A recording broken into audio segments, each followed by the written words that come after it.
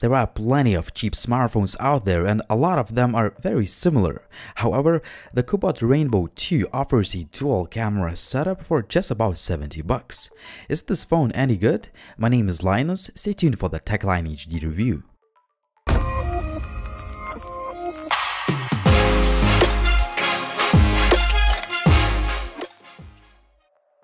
The Rainbow 2 ships with all the usual stuff and some extras include a soft GPU case.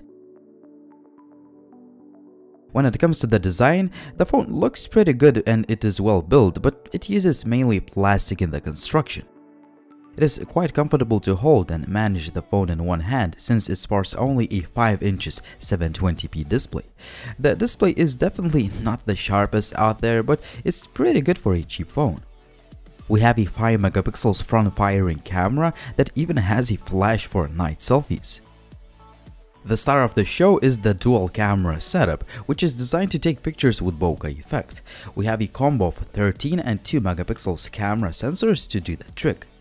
The backplate is glossy and it attracts fingerprints very quickly. You can easily remove it, and underneath it you'll find 2 SIM card slots, a microSD card slot and a 2350 mAh battery. The loudspeaker is placed on the bottom, which is great, but the sound quality is quite terrible, like on most of the cheap phones.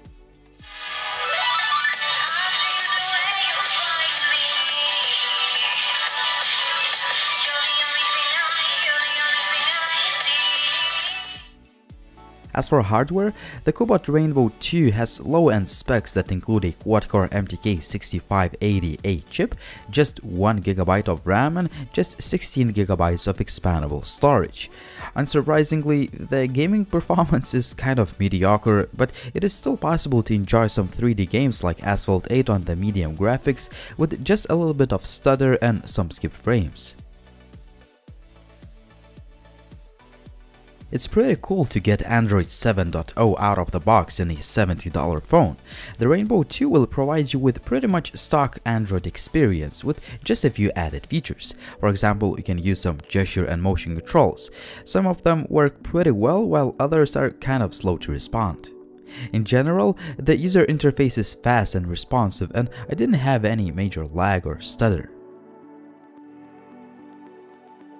As for image quality, that dual camera setup can take some awesome looking photos with shallow depth of field effect.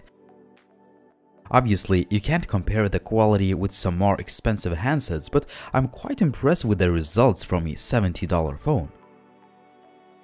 As for regular photos, you can't expect much from any super cheap phones, but you can still take some pretty good looking pictures that are usable for social media. However, the quality decreases quite dramatically in lower lit situations. The selfie image quality is not so great, and the front-firing flash does not really help in low light. Currently I'm shooting with the Cubot Rainbow 2.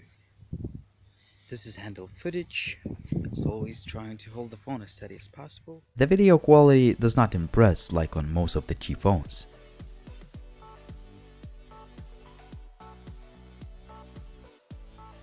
As for connectivity, the call quality and signal reception are decent. Unfortunately, the phone does not support 4G and the GPS lock speeds are kind of slow at times. The 2350 mAh battery performs quite well, but don't expect wonders.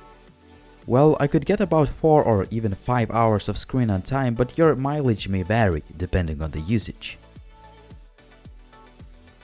Cubot Rainbow 2 is another cheap device from China that aims to deliver a lot of value for the price. Well, you get some nice features like a dual camera setup and a pretty good overall performance for the price of about 70 bucks. But as always, there are some drawbacks that are common to all cheap phones that you have to consider before buying. It was Linus, thanks for watching, and as always guys, if you have any questions, please drop me a comment down below. Also, please subscribe if you're new to the channel and if you like my videos, and follow TechLineHD on social media, like on Facebook, Twitter or Instagram. See you soon.